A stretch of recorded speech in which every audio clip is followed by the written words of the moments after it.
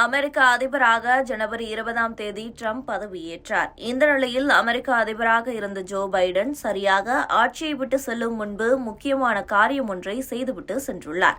பொதுவாக அமெரிக்க அதிபர்கள் அவர்கள் ஆட்சி காலத்தில் கடைசியில் யாரையாவது மன்னிக்கலாம், அதாவது அவர்கள் செய்த குற்றங்களிலிருந்து மன்னிப்பு வழங்கி செல்லலாம். சமயங்களில் செய்யாத குற்றங்களையும் அவர்கள் செய்திருக்கக்கூடிய வாய்ப்புள்ள குற்றங்களையும் குறிப்பிட்டு மொத்தமாக தண்டிக்கலாம். இதன் மூலம் அதிபர்கள் வழக்கிலிருந்து தப்பிக்க முடியும். அதேபோல அதிபர்களுக்கு நெருக்கமானவர்கள் இந்த வழக்கில் இருந்து தப்பிக்க முடியும். மேலும் சில சமயங்களில் பழிவாங்கும் நடவடிக்கையாக புதிய அதிபர்கள் செயல்படுவதையும் தடுக்க முடியும். அந்த வகையில் முன்னாள் அதிபர் ஜோ பைடனின் நேற்று கடைசி நிமிடத்தில் முக்கியமான நபர்களுக்கு மன்னிப்பு வழங்கினார்.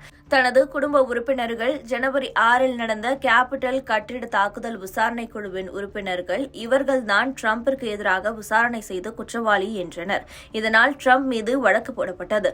இந்த குழுவின் முன்னாள் தலைவர் மார்க் மில்லி, தேசிய ஒவ்வாமை மற்றும் தொற்று நோய் நிறுவனத்தின் முன்னாள் இயக்குநர் அந்தோனி பவுச்சி மற்றும் முன்னாள் குடியரசுக் கட்சியின் காங்கிரஸ் தலைவர் லிசி சென்னி ஆகியோருக்கு ஜோ பைடன் மன்னிப்பு வழங்கியுள்ளார். அதோடு தனது குடும்ப உறுப்பினர்கள் எல்லோருக்கும் அவர் மன்னிப்பு வழங்கி உத்தரவு பிறப்பித்துள்ளார். தனது சகோதரர் ஜேம்ஸ் பைடனின் மனைவியான சாரா ஜோன்ஸ் பைடன், அவரது தங்கை வலேரி பைடன் ஓவன்ஸ், வலேரியின் கணவர் ஜான் டிவோன்ஸ் மற்றும் அவரது சகோதரர் பிரான்சிஸ் பைடன் ஆகியோருக்கு முழுமையான மன்னிப்பு வழங்கி பைடன் உத்தரவிட்டுள்ளார். அமெரிக்கர்கள் பலரையும் பைடனின் இந்த நடவடிக்கை கடுப்பாக்கியுள்ளது.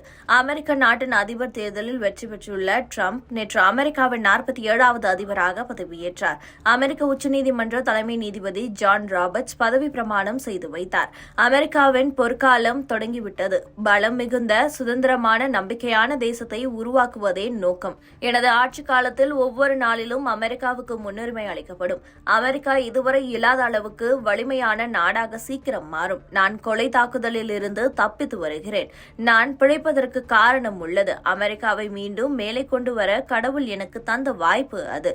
இதற்கு முன் எப்போதும் கிடைக்காத வாய்ப்பு அமெரிக்காவுக்கு கிடைத்திருக்கிறது. அமெரிக்காவில் இந்த நொடி முதல் சுதந்திரம் பிறந்திருக்கிறது.